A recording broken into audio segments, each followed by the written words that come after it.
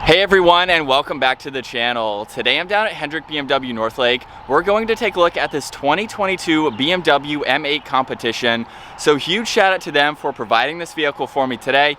Make sure you guys check out their website. All that info is down in the description.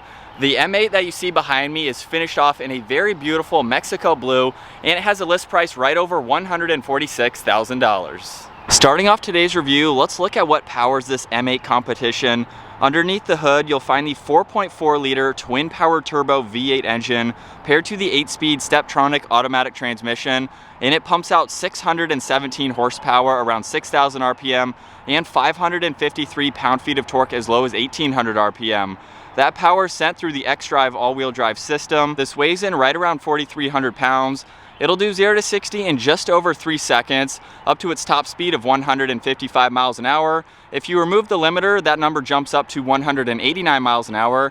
And this has a fuel capacity of 20.1 gallons. You'll expect to see around 15 miles per gallon in the city and 21 out on the highway. This has a wheelbase of 111.1 inches. Its overall length is 191.2. It has a width of 74.9 and a height of 53 inches. As we work our way to the exterior styling now for this M8 Competition, let's start off with the kidney design for the grille. So being a sporty coupe, it's really nice that it's a little bit more narrow. It is a little bit wider to fill in the entire upper section of the bumper, but it looks really great for this front end. The forward-facing camera is nicely incorporated right in the middle, and there are plenty of cutouts in this grille to provide maximum cooling to this engine. The M8 badge is blacked out over on that driver's side, and this also has LED headlights, DRLs, and turn signals. And you'll see that the DRLs have a half C-shaped design to them underneath the headlights and the high beams, which also have some blue accents, and the turn signals on the upper section of that housing. Very sleek design to match this front end.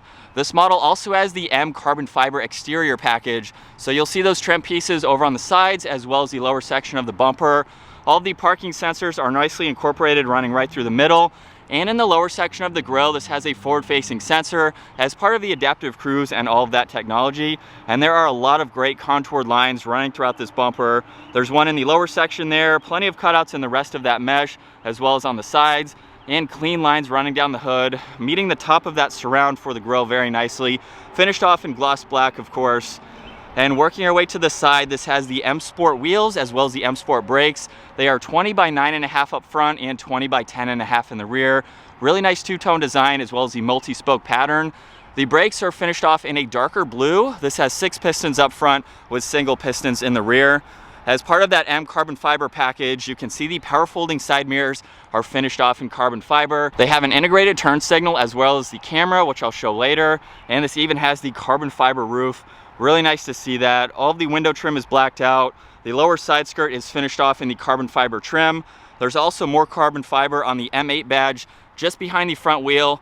Gives it a great look with more of that gloss black. Really nice lines run down the side, and obviously being a coupe has a great rake to that rear glass, meeting the rear end here very nicely, where you'll see even more carbon fiber on this trunk clip spoiler just to give it more of that sporty look.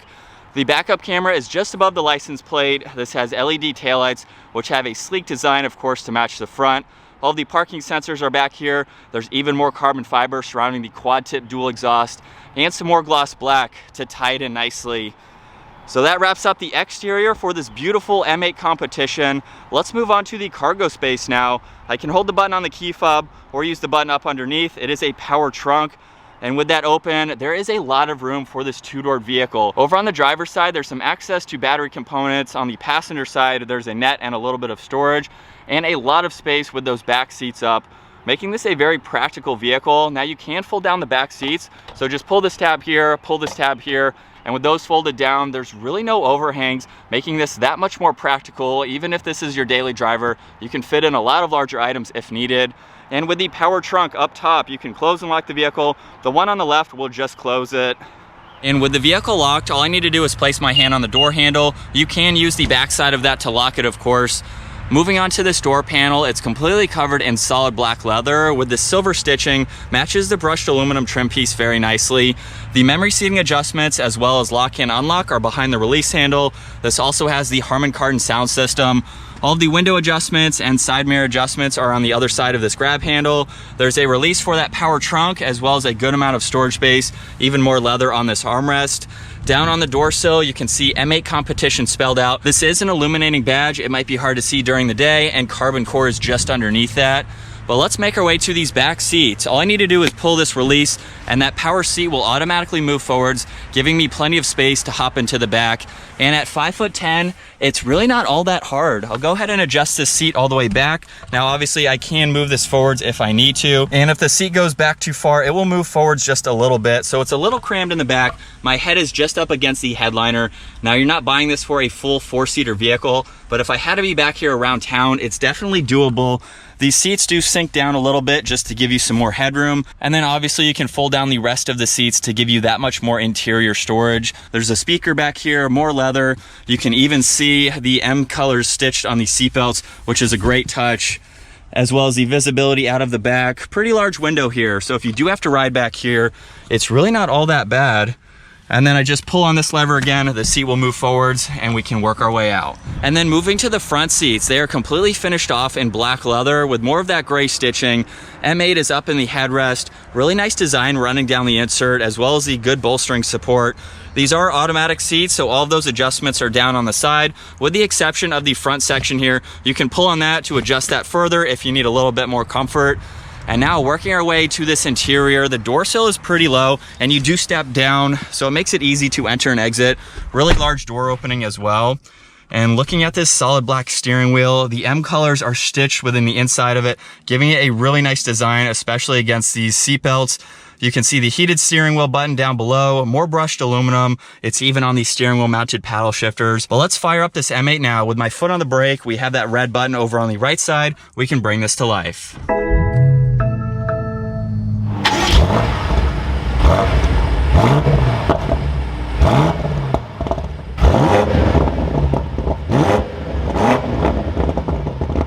And coming back to this digital gauge cluster, on the left side is the fuel gauge as well as the miles per hour. On the right side is the tach and the engine temperature. There's also some more information you can go through within that tach using this button over on the top of the turn signal stalk. So currently it's showing what gear the vehicle is in. You can also pull up live readouts for your miles per gallon. There's some more data information that you can go through. You can look at the temperature as well as the PSI for your tires, even pull up some other vitals that you want to monitor. There's a live readout for the horsepower and torque. So if I give the vehicle some gas, you can see those adjust, which is pretty cool to see. There's also music that you can pull up as well as the G-force meter. You can even look at what all the driving modes are set to, just to be able to see that very quickly. And then as we work our way back to the steering wheel, over on this left side is all of the cruise and adaptive cruise control settings. On the right side is the volume and tuning for the radio, as well as Bluetooth and voice commands. If I push on the center button here, that is even a shortcut to all the music that you can see on the heads-up display, which is currently showing miles per hour as well as the speed limit sign. And then talking about these two red buttons, we have M1 on one side and then M2 on the other. You can have these configured and set up ready to go depending on how you want to drive this vehicle. So M1 can be the softest setting, maybe your daily driving, you want everything in the efficiency, and then M2 is for your back roads or your track, where everything is in Sport Plus, the exhaust is loud, traction control is off, and you are ready to go. Very nice to be able to quickly set those up. Over on the left side is all the headlight adjustments as well as one of the air vents. There's more leather and stitching covering the dash.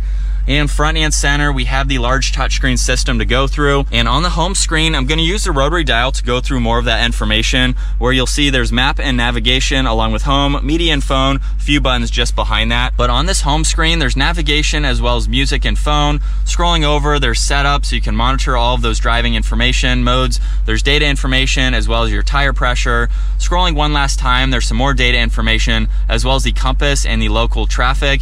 And then going back over to this sidebar, going into car, there's a lot more information to configure. The driving mode is how you can pull up sport displays. So if you're on some back roads, you want to monitor all this information, you can quickly pull that up. In the M menu, this is how you can configure M1 and M2. So going into M2, there's everything already in Sport Plus or S3 for the transmission. So it will shift in the quickest mode. You can adjust the brakes, the engine start stop, the exhaust. Very nice to be able to have those shortcuts. You can adjust the heads-up display as needed as well. look at some more information. Going into settings, you have the interior ambient lighting to display, the exterior lighting, go into the driver assistance and look at all of that information. So very helpful to see that. There's even a shortcut to the owner's manual, your driving profiles, just depending on if you have more than one driver. You can set all of that up as needed. And the last one on the left side is apps. This does have Apple CarPlay and Android Auto, along with all these other apps that you can go through just depending on what you use. And then below that, there are 2 air vents, the hazards, and a shortcut to the intelligent safety. So going into configure, you can monitor the forward collision, as well as the side collision and the lane departure, even the active blind spot, and quickly go through that information. And just below that button is a small LCD screen for the climate. So all of those are finished off in brushed aluminum. There's temperature, fan speed, all of those adjustments. These are even heated seats as well. So those controls are on the outside, along with where you like the air to go, recirc, and other AC controls. And then there's presets for the radio just below that. Power and volume and tuning are there as well. And then working our way below that, there's a small area here you could place your phone if needed. This also has the BMW access card, so you can use that instead of the key fob if you'd like to. There are 2 cup holders, as well as a 12 volt and a USB. And if I cover that up, look at the carbon fiber trim on that cover. Very nice to see that. It goes well with the exterior, bringing carbon fiber to the interior. M8 Competition is just above that. There's even more brushed aluminum. The ambient lighting strip is also in between that and the leather, along with more stitching. And then moving on to the shifter now, it's a funky pattern, but it's not that hard to get used to. With my foot on the brake, we push this all the way over to the left and up. It will hold there for reverse, where you can see the backup camera along with the top-down view and some shortcuts to the exterior, so you can monitor that. This has the 3D view, so you can easily see what's around this entire vehicle, along with the gesture control, which you can use to go around the entire vehicle, or just use these shortcuts here to pinpoint where exactly you need to see. The last one is the car wash setting, or just using this to pull into a parking space. Gives you a lot more visibility. This has the automatic parking, so the parallel parking, as well as the backup assistance. Really nice to see all of that technology. If I go down all the way over to right, that is for drive. If I bump on it again, it will go into the sport setting, so you can use this or the steering wheel mounted paddle shifters. And park is on the back side, as well as being able to adjust how quickly or slowly the transmission shifts just by using that control. On the left side is traction control, as well as a shortcut to the camera system. You can also pull up the forward-facing camera with that button as well. The parking sensors and the engine start-stop feature you can turn on and off. And then there's a few different settings behind that. We have the M mode, which will change the entire gauge cluster. So that will pull up what gear you're in, as well as your miles per hour, and then the tach on both sides. If I push on it again, it will go back to the normal setting. Really nice to have that view. And it also changes the heads-up display to where it shows the tach front and center, as well as the miles per hour and the speed limit sign. There's a setup button behind that, as well as being able to change the exhaust note. The auto hold and parking brake are just behind that. And working our way to the center armrest, there is a lot of space with a USB and a 12 volt, so you can charge any items that you may have. And then moving to the glove box, plenty of space for all that information as well. We'll take one last look at these seats. This model also has the Alcantara headliner, which is really nice to see. There's a call button up top, and then the dome lights are on both sides. All right, so getting this 2022 BMW M8 Competition out on the road. This is a very cool sporty coupe, and with this exterior color Mexico blue, it's a $5,500 option, but boy is it beautiful. Very rare. It's not a color that you're going to see very often, but it works so well on this M8. And this is a cool vehicle. Now, we had the BMW M4 Competition for a whole week, so I've had some seat time behind a vehicle very, very similar to this. I won't be able to get this out and drive it like I did with the M4, so if you'd like to see driving a little bit more harder in the mountains, check out those videos. Those will be down below. But nonetheless, the M8 is the big boy of the competitions here as far as the two-door four-seater goes. And this is such a cool vehicle. I love all the different driving modes. Just depending on how you'd like to drive this, you can set it up exactly how you want. We can pull up those sport displays, which I'll get to here in just a little. We get pops in that exhaust.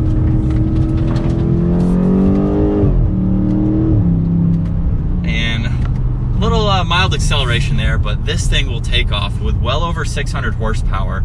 You have an all-wheel drive beast of a vehicle that you can daily drive, take to the mountains.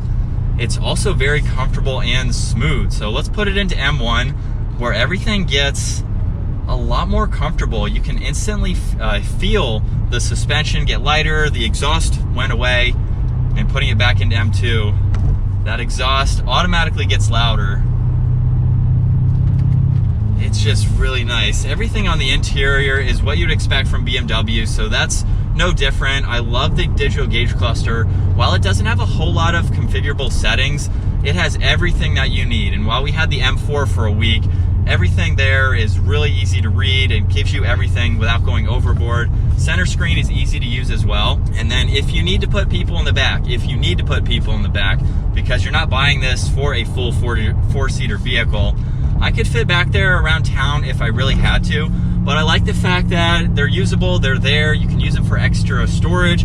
Even folding the seats down gives you a lot more interior space.